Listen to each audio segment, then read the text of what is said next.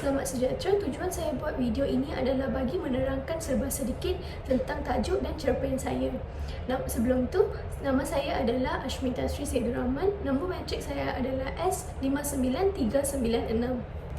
Tajuk cerpen saya adalah Alam Maya.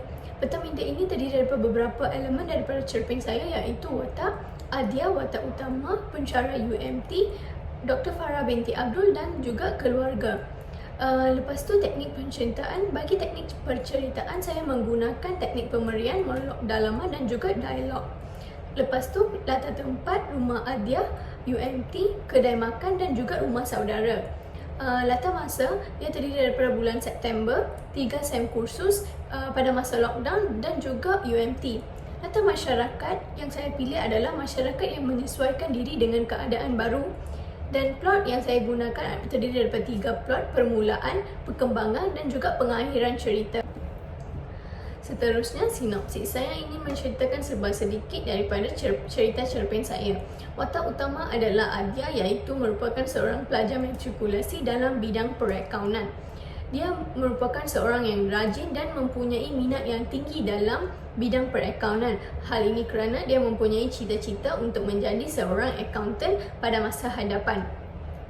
Dia merupakan seorang yang rajin dan suka menghadiri kelas secara face to face, iaitu bersemuka. Dia tidak akan mengambil cuti tanpa alasan yang munasabah. Selepas mengakhiri alam matrikulasi, dia mendapat penempatan dekat Universiti Malaysia Terengganu dalam bidang sarjana muda perakaunan. Dalam kegembiraan yang Adia dapat merasai, iaitu dia ingin ke Universiti Malaysia Terengganu untuk melanjutkan pelajaran dalam bidang yang dia amat menyukai. Tiba-tiba COVID-19 melanda seluruh dunia dan kerajaan terpaksa mengambil tindakan untuk lockdown. Lockdown ini berterusan dari 2 minggu 14 hari dan berterusan tanpa ada penamatan. Hal ini menyebabkan pihak universiti untuk mengambil tindakan membuat pelajaran secara online. Hal ini menyebabkan Adia untuk mengambil beberapa tindakan dan dia tidak dapat menyesuaikan diri dalam alam online. Cerita saya akan menerangkan bagaimana Adia menyesuaikan diri dalam alam online selama 3 sem dan akhirnya dia dapat masuk ke universiti. Cerita ini akan menumpukan bagaimana dia menyesuaikan dirinya dalam alam online yang selalunya dia biasa dengan pelajaran face to face dan bagaimana dia atasi masalah-masalah alam online ini. Papan cerita terdiri daripada 3 elemen, iaitu permulaan cerita, perkembangan cerita dan juga pengakhiran cerita. Permulaan cerita. Watak dalam permulaan cerita adalah Adia dengan keluarga. Latar tempat di matrikulasi. Teknik penceritaan yang saya gunakan adalah pemerian dan juga monolog dalaman.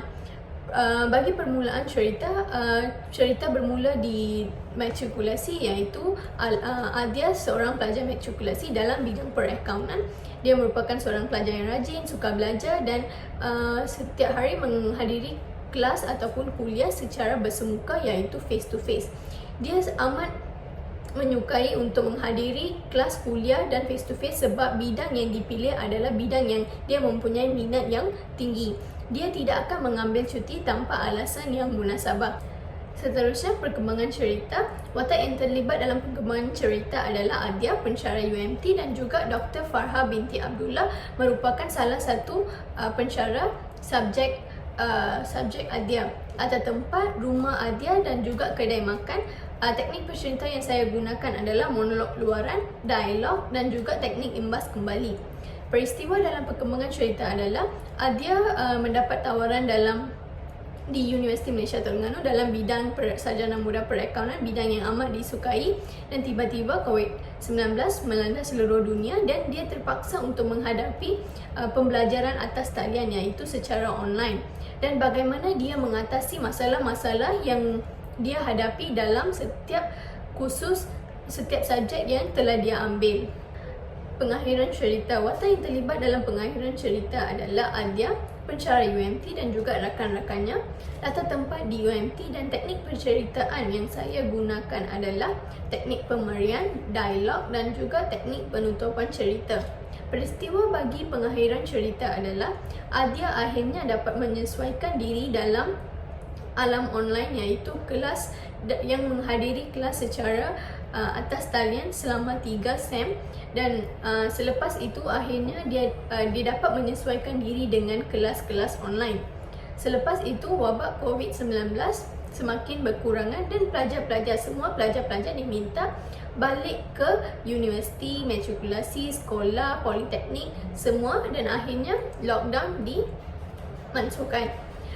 Selepas itu Adia akhirnya dapat pulang ke UMT selepas 3 sem secara online. Dia dapat merasai kegembiraan berada di UMT dan juga dapat ramai kawan-kawan di Universiti Malaysia Terengganu. Itu saja daripada saya, serba sedikit daripada cerita cerpen saya. Terima kasih.